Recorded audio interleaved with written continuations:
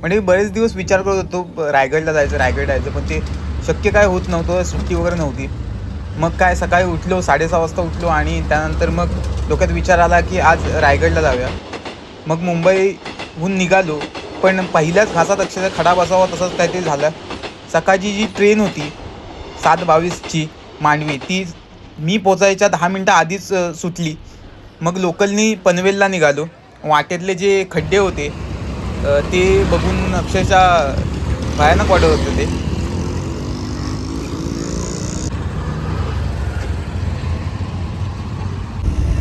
पनवेलवरून आता एका प्रायव्हेट व्हेकलने मी आता महाडच्या दिशेने चाललो आहे.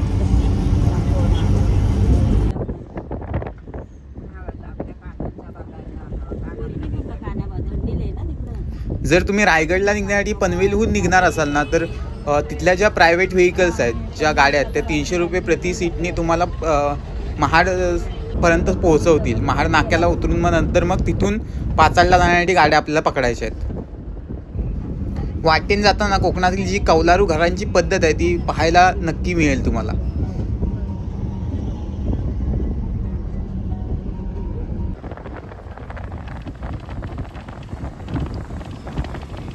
ही आहेत मंडळी कोकणातील उतरत्या छपरांची कौलारू चिऱ्या मातीच्या किंवा विटांचे बांधकाम केलेली ही घरांची पद्धत आहे.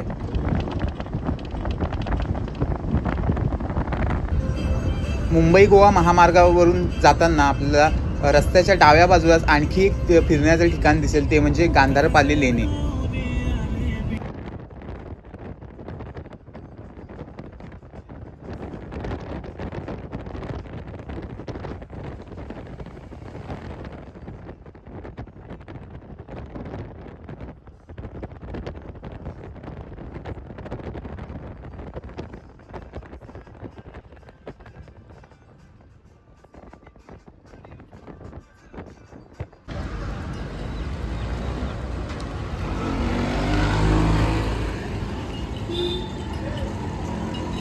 मंडळी मी आता महाडला उतरलोय. महाडवरून आता इथून हा जो रस्ता दिसतोय तो पाचाडला जाणारा रस्ता आहे. इथून बस किंवा जे काही व्हेकल भेटेल प्रायव्हेट व्हेकल त्याच्यातून मी पाचाडला जाणार आहे. त्यानंतर मग रायगडावर जाणार आहे, कारण आता उशीर झाला आहे. मला वाटतं 3 वाजून गेलेत आणि आता उशीर होईल, कारण 5 वाजता गड बंद होतो.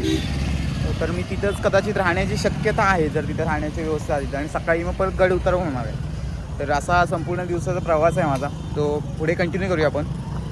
म्हणजे आज जग जरी किती आधुनिकतेकडे वळलं, अनेक आधुनिक गाड्या आल्या, तरी पूर्वीपासून जी पारंपरिक जी माल वाहण्याची पद्धत आहे बैलगाडी, ही या ठिकाणी आजही आपल्याला पाहायला मिळते.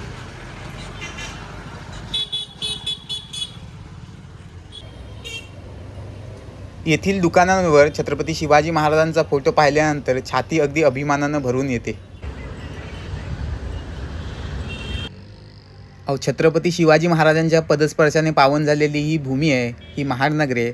त्यामुळे रस्त्याच्या बाजूला असलेले छत्रपती शिवाजी महाराजांचे चित्र हे आणि त्याचप्रमाणे रायगडाची असलेली चित्र सर्वांना लक्ष वेधून घेतात. मंडळी मी महाड स्टॉपला 1 वाजता आलो होतो आणि त्याच्यानंतर तब्बल 3 तासांनी आता मला बस भेटले. आता 3:45 वाजायला येतील आणि मला बस भेटले. 5-10 मिनटावर बस भेटते. तर आता थोडी हवा लागते व्यवस्थित, बरं वाटते बस इथे बसल्यावरती.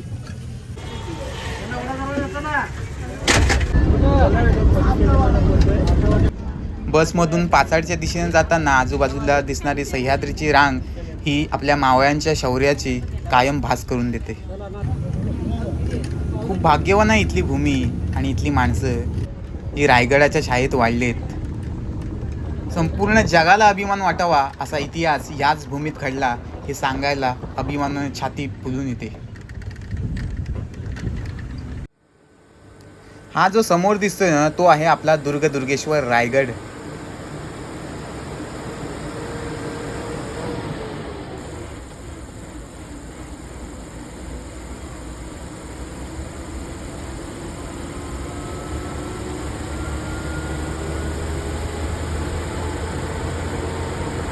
म्हणजे आत्ता पोचलोय मी पाचाडला आणि पाचाडवरून हे जे रायगडचं दृश्य दिसतं ते आपण बघू शकता. आणि आत्ता चाललोय मी राजमाता राष्ट्रमाता जिजाऊ मासाहेब यांचा जो वाडा आहे जो महाराजांनी बांधला होता, तो का बांधला होता, कशासाठी बांधला होता, त्याचं कारण मी तुम्हाला सांगतो पुढील याच्यामध्ये. तर आपण तिकडेच जाऊया.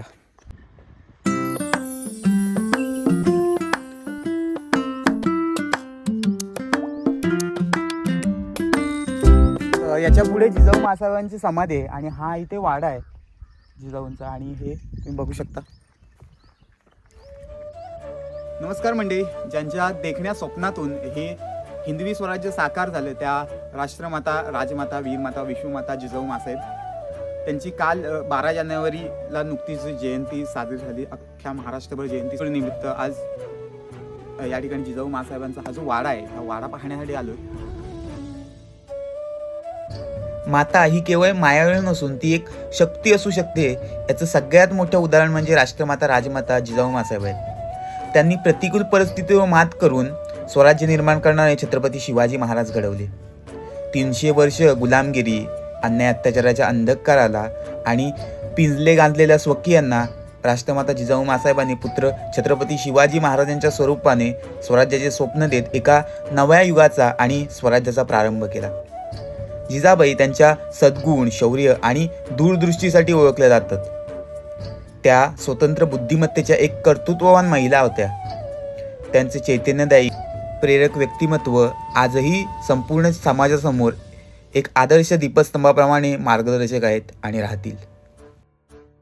त्यांच्या पदस्पर्शाने आणि सहवासाने पावन झालेल्या रायगड नगरीत त्यांचा राहता वाडा आहे. पाहूया ही वास्तू कशी आहे. म्हणजे हा जिजाऊ मासाहेबांचा वाडा आहे. आजही इथल्या भिंती ज्या दिसतात त्या परिपूर्ण अशा भिंती आहेत, बघू शकता तुम्ही. आपल्या दुर्गेश्वर रायगडाचे शिल्पकार श्री हिरोजी इंदलकरांनी जेव्हा रायगड बांधला त्यावेळी हा वाडा देखील त्यांनीच बांधला. 350 वर्षापूर्वी बांधलेले हे सगळं बांधकाम आहे जे आजही तसं आहे. ज्यावेळी इंग्रजांनी रायगड किल्ला जाळला ना, तब्बल 14 दिवस रायगड किल्ला जळत होता. त्याच वेळी या ज्या वाड्याची त्यांनी पूर्णपणे नासधूस करून टाकली होती, पूर्ण जाळून टाकला होता. आतमध्ये जी वास्तू आहेत त्या वास्तू पूर्णपणे लाकडी वास्तू जाळल्या होत्या. भविष्यात छत्रपती शिवाजी महाराजांची प्रेरणा घेऊन पुन्हा एकदा स्वातंत्र्य संग्राम तयार होईल या गोष्टीची भीती इंग्रजांना त्यावेळी होती. इथे विहीर दिसते मला,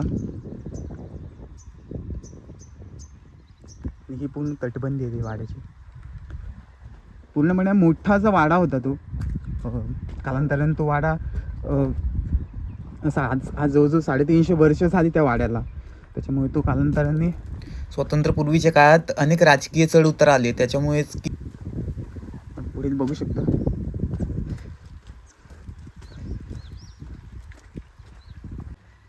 प्रवेश केल्यानंतर समोर जे 2 बुरुज दिसतात त्यांची उंची 8 ते 12 फूट आहे.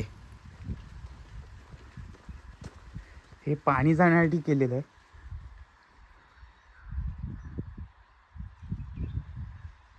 ज्याला इंग्रजी भाषेत आपण ड्रेनेज असे म्हणतो. बघा महाराजांची दूरदृष्टी कशी होती. त्यावेळीचे बांधकाम पण बघू शकता. गेट बांधलेला आहे. बाजूलाच देवता ठेवण्यासाठी अशा प्रकारे जागा ठेवलेली आहे. प्रवेश केल्यानंतर ही जी आपल्या समोर वास्तू दिसते ती पहारेकऱ्यांची जागा आहे. आणि हा आहे भव्य आणि प्रशस्त जिजाऊंचा वाडा.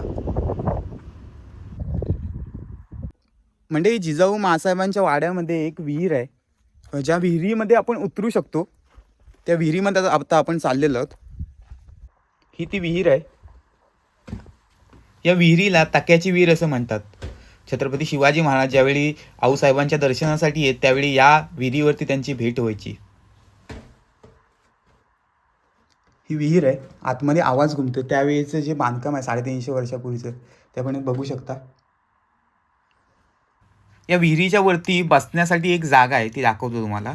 ज्या जागेवरती छत्रपती शिवाजी महाराज जेव्हा आऊसाहेबांना भेटायला यायचे त्यावेळी त्या जागेवरती आऊसाहेबांची आणि शिवाजी महाराजांची भेट त्या ठिकाणी व्हायची. या माता पुत्रांमध्ये जो काही संवाद झाला त्याचं साक्ष देणारी ही विहीर आहे. यावरती ही जी जागा आहे बसण्यासाठी तिथे छत्रपती शिवाजी महाराज बसत असत. या विहिरीतून आजही पाणी भरतात येते. त्यानंतर आपण पुढे आलो ना की ही पाण्याचं एक टाकी भेटते मोठं, जे बांधलेलं आहे त्यावेळी महाराजांनी. या ह्याच्यामध्ये पण उतरू शकतो आपण. हा जो रस्ता दिसतोय इथून उतरायला जागा आहे. पहारेकरी दैनंदिन वापरासाठी किंवा घोडे आणि हत्ती यांच्या पाण्यासाठी या विहिरीचा वापर करत. इथून दिसणारं रायगडचं विहंगमय दृश्य बघा. आत्ता आपण सदरेकडे जाऊया, जिथे महाराजांचं कामकाज चालायचं. जिजाऊ मासाम्यांच्या वाड्याच्या इथे देखील एक सदर आहे, ती ही सदर.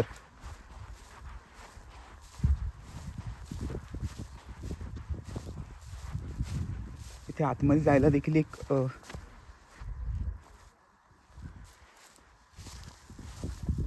गुप्त मार्ग आहे. तर मला वाटतं तो बंद आहे. तुम्ही बघू शकता ही सदर आहे. म्हणजे हा संपूर्ण जो वाडा आहे ना तो 200 बाय 40 फूट आकाराचा आहे संपूर्ण. आणि त्याच्यामध्ये हत्ती आणि घोडे बांधण्यासाठी सुद्धा एक स्वतंत्र व्यवस्था होती. आणि जी बाजूला आपण समोर जी तटबंदी बघतोय ना ती 8 ते 12 फूट उंचची ही संपूर्ण तटबंदी आहे.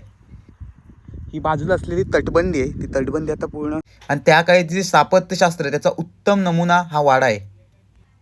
या संपूर्ण वाड्यामध्ये एकूण 14 बुरुज आहेत. त्याच्यामध्ये पश्चिमेला 2 आहेत, मागे पूर्वेला 2 आहेत आणि उत्तरेला 5 आणि दक्षिणेला 5 असे एकूण 14 बुरुज आहेत.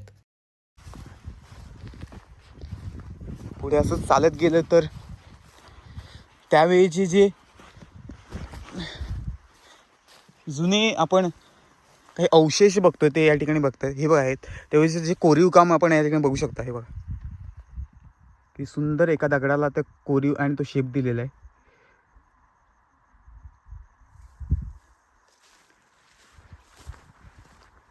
हे जे पाणी किंवा इतर जे काही धान्य वगैरे असेल त्यांचं साठवण्याचं ते भांडं आहे. काळोतरी दगडामध्ये अतिशय सुंदर असं काम केलेलं आहे बघा. त्याची पूर्ण हे एका काळेतरी दगडामध्ये कोरलेलं आहे. आणि त्यावेळेचं बघू शकता तुम्ही हे 350 वर्षापूर्वीचं हे एक आपले अवशेष आहे. खरोखरच त्या कलाकाराला सॅल्यूट आहे. अशी उत्तम कलाकृती त्यांनी तयार केलेली आहे. त्यानंतर आपण पुढे वळूया. या ठिकाणी काही झाडं दिसतात आपल्याला. ज्याप्रमाणे शिवाजी महाराज एक पराक्रमी योद्धा म्हणून ओळखले जातात ना, अगदी त्याचप्रमाणे ते उत्तम पर्यावरणप्रेमी विचारांचे होते. आता काही पत्रांमध्ये त्यांनी झाडे तोडू नका, झाडे लावा, झाडे जगवा असा संदेश देखील दिलेला आहे. तत्कालीन पत्रामध्ये शिवरायांनी पहारेकरांना असा देखील संदेश दिला आहे की झोपताना जे काही दिवे असतील ते विझवून झोपा. कदाचित चुकून उंदीर यायचा आणि ती जी वात आहे दिव्यांची ती घेऊन कुठेतरी जायचा आणि म्हणता म्हणता अक्षरशः वणवा जायचा, हाहाकार उडायचा. त्याची काळजी घेण्यासाठी शिवाजी महाराजांनी आपले जे पहारेकरी आहेत त्यांना पत्र लिहिलं होतं. ही जी समोर दिसतंय हे शिवकालीन शौचालय तुम्ही बघू शकता. यावरून आपल्याला लक्षात येते की त्यावेळेची महाराजांची दूरदृष्टी काय होती आणि स्वच्छतेच्या बाबतीत किती स्ट्रिक्ट होते महाराज. अशाच प्रकारची शौचालय आपल्याला पुढे देखील बघायला मिळतील. बुर्जाच्या जे बाजूचे तटबंदी आहे त्या तटबंदीला लागून ही अशा प्रकारे शौचालय बांधण्यात आलेली आहेत. चला तर आपण ती पुढे बघूया. तुम्ही जर अशाच प्रकारे गडकिल्ल्यांवरती फिरत असाल तर जे गवताळी जिथे प्रदेश आहे त्या ठिकाणी थोडं सावधानतेनं चाला, आजूबाजूला बघून चाला. समोर आपल्या तटबंदीवर चढण्यासाठी ही जी पायऱ्या दिसत आहेत ती जागा आहे.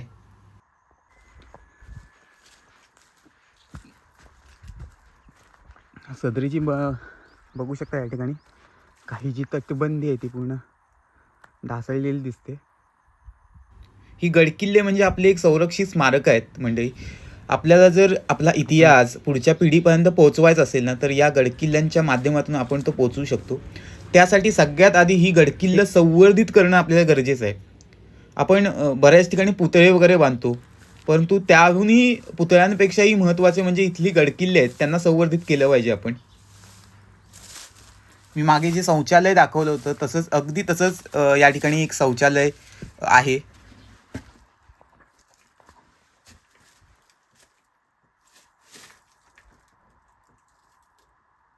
आतमध्ये खोली बघू शकता. याची जवळजवळ ते 5 ते 6 फूट खाली आतमध्ये खोल आहे. आणि हे अशा प्रकारे बनवलेलं आहे.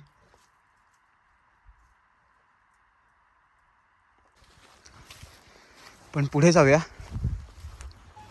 12 जानेवारी 1898 ते 17 जून 1674 असं एकूण 78 वर्षाचं आयुष्य त्यांना लाभलं होतं जिजाऊ माँसाहेबांना.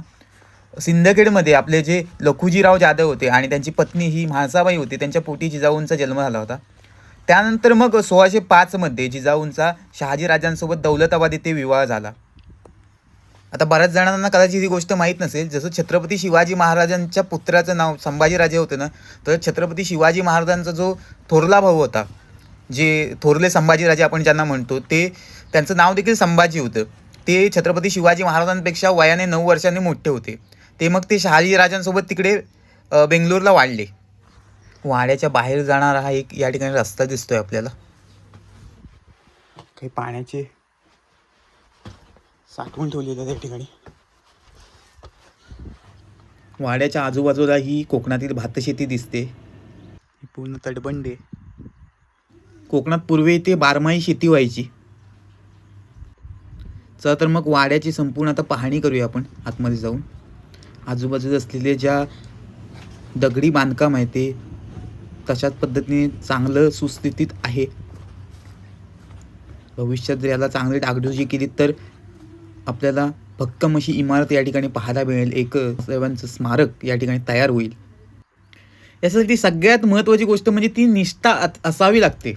आता हिरोजी इंदलकरांनी ज्यावेळी रायगड बांधला त्यावेळी ती एक निष्ठा होती महाराजांप्रती, ती त्या बांधकामामध्ये दिसून येत होती. जो चुना भिजवला जातो ना तो असा, हा जो चुना दिसतोय ना,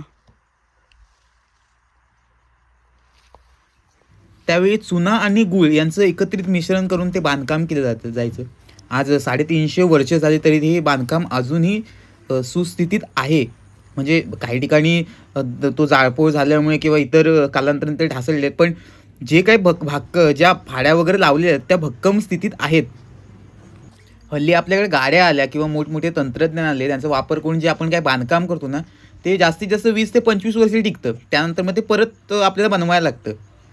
पण ते 350 वर्षापूर्वी ही जे काही त्यांनी बांधकाम केले त्यावेळी कोणतेही गाड्या वगैरे अशा काही नव्हत्या, तरीसुद्धा इतकं भक्कम बांधकाम या ठिकाणी आपल्याला पाहायला मिळतं. ही खरोखरच एक कौतुकास्पद बाब म्हणावी लागेल. इकडे पुढे गेलात तर आपल्याला काही वास्तू पाहायला मिळतील. लवकरच आपण तिकडे जाऊया, त्या दिशेने आपण चाललेलो आहोत. आता आपण जी चर्चा केली की जिजाऊ माँसाहेबांना एकूण 2 मुले होती. त्यांपैकी पहिले हे थोरले संभाजीराजे, त्यानंतर मग आपले शिवाजीराजे. थोरले संभाजीराजे हे तिकडे बंगळूरला आदिलशाहीमध्ये वाढले. त्यांच्यासोबत त्यांचे शहाजीराजे होते, त्यांचा सहवास त्यांना लाभला आणि एक उत्तम प्रशिक्षण त्यावेळी मिळालं त्यांना. त्यामुळे ते देखील तिकडे सरदार होते. पण अफजल खानाने त्यावेळी कपटी घात केला. म्हणजे युद्धप्रसंगी त्यावेळी त्यांना ज्यावेळी ते वेढ्यात अडकले होते त्यावेळी त्यांना रसद पुरवली गेली नाही. मग परिणामी त्यांना तिकडे युद्धप्रसंगी हौतात्म्य पत्करावे लागले. अतिशय भव्य आणि प्रशस्त अशी वास्तू आहे ही. तो टोक दिसतोय दक्षिणेतला, हा पूर्वेचा टोक आहे. आणि त्यानंतर तो असे टोक दिसत आहे ते बघा. खूप मोठा असा वाडा आहे हा. आता इथे मी जो उभा आहे तो वाड्याचे मुख्य प्रवेशद्वार आहे आणि त्या समोर ही जे बघताय ही वास्तू ती जी पहारेकरांची आहे. आणि मी जिथे आता उभा आहे ती चौकी आहे, जिथे सर्व ज्या वाड्यामध्ये जे कोणी यायचे त्या सगळ्यांच्या नोंदी त्या ठिकाणी ठेवल्या जायच्या, ती ही वास्तू आहे. जिजाऊ माँसाहेबांसोबत शिवरायांच्या पत्नी ज्या पालकर घराण्यातली होत्या त्या पुतळाबाई या जिजाऊंच्या सेवेसाठी या वाड्यावर राहत असत. जिजाऊंनी 8 नामवंत सरदारांच्या मुली या घरी सून म्हणून आणल्या होत्या. याचं कारण की स्वराज्य संकल्पना ही नात्याच्या माध्यमातून वाढेल, हा त्यामागचा एक मोठा विचार होता. त्यांपैकीच एक म्हणजे पुतळाबाई. त्यांची देखील एक वास्तू या वाड्यामध्ये आहे, ती देखील आपण पाहायला जाऊया थोड्या वेळात. आत्ता जिथे आपण होतो ती वास्तू आपण पुनश्च एकदा पाहून घेऊया. अतिशय भक्कम अशा या ठिकाणी पायऱ्या बनवलेल्या दिसत आहेत आपल्याला. ही वास्तू म्हणजे जे कोणी वाड्यामध्ये येत असेल त्या सर्वांच्या नोंदी या वाड्यामध्ये पहारेकरी ठेवत ती ही जागा आहे. चहूबाजूने बघितलं तर उंच अशी जागा आहे ही. बाकीच्या इमारतींपेक्षा ह्या जी इमारतीची जागा आहे ही थोडी उंच वाटते.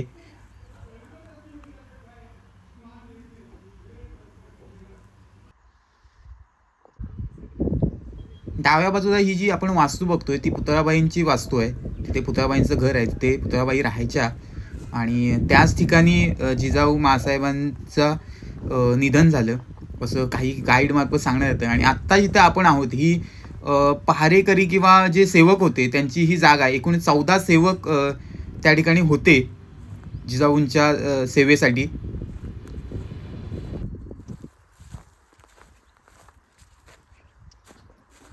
इथे दिसणारी प्रत्येक वस्तू ही आपल्या सुवर्णाक्षरांनी लिहिलेल्या इतिहासाची साक्ष आहे.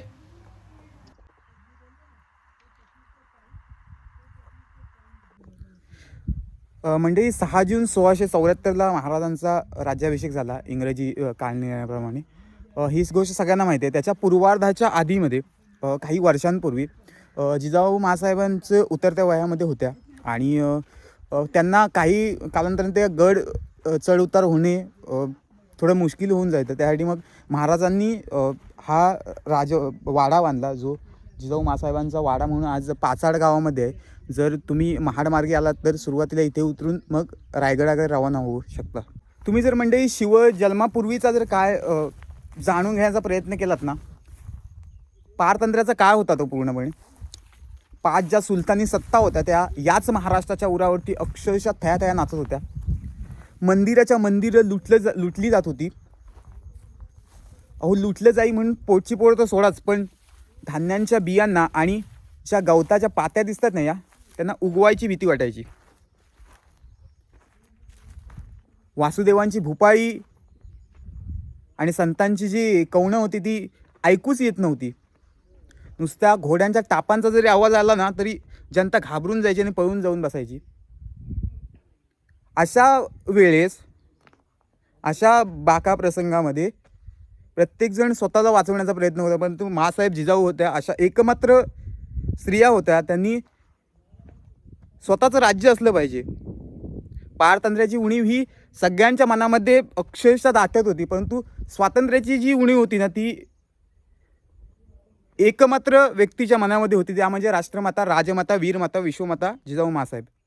मग या जिजाऊंनी शिवाई देवीकडे प्रार्थना केली, हे देवी मराठ्यांचं राज्य येण्यासाठी, दीनदुबळ्यांचं राज्य येण्यासाठी, शेतकऱ्यांचं राज्य येण्यासाठी, कष्टकऱ्यांचं राज्य येण्यासाठी, बहुजनांचं राज्य येण्यासाठी मला एक असा पुत्र दे.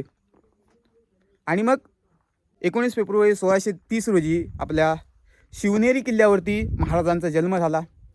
त्या या जिजाऊ माँसाहेब. काल 12 जानेवारीला त्यांचा जन्मदिवस झाला. आज 13 जानेवारी निमित्त दिलेली ही भेट खरोखरच आयुष्याला एक नवसंजीवनी लाभली. चला तर मग मंडळी आता पुढील प्रवासाला आपण सुरुवात करूया. या वाड्यापासून साधारण 1 किलोमीटर अंतरावरती आई जिजाऊंची समाधी आहे, त्या समाधीचं दर्शन घेऊया.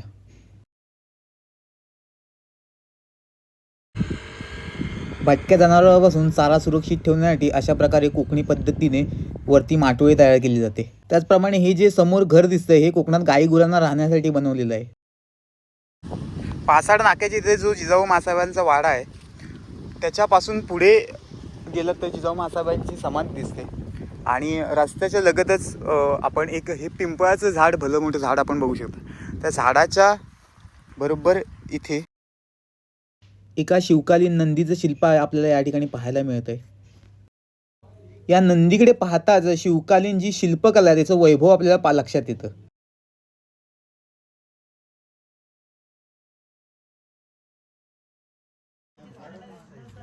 साधारण 1 किलोमीटर पायी प्रवास करत आत्ता मी पोहोचलोय आई जिजाऊंच्या समाधीच्या इथे.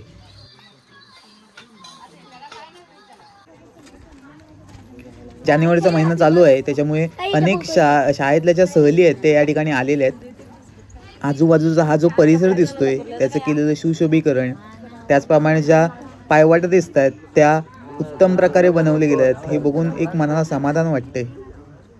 यासाठी खरोखरच स्थानिक प्रशासनाचे आभारी आहे. आपला मुलगा छत्रपती झाला हे स्वप्न 6 जून 1674 रोजी एका आईचं साकार झालं. पण त्यानंतर काळालाही धक्का बसावा अशी गोष्ट झाली. नियतीनं घात केला. राज्याभिषेकाच्या अवघ्या 10 दिवसांनी आऊसाहेबांचं देहावसन झालं. हा महाराष्ट्र पोरका झाला. या सबंध रयतेवरती छत्र धरणारा छत्रपती माझा राजा आईविना पोरका झाला.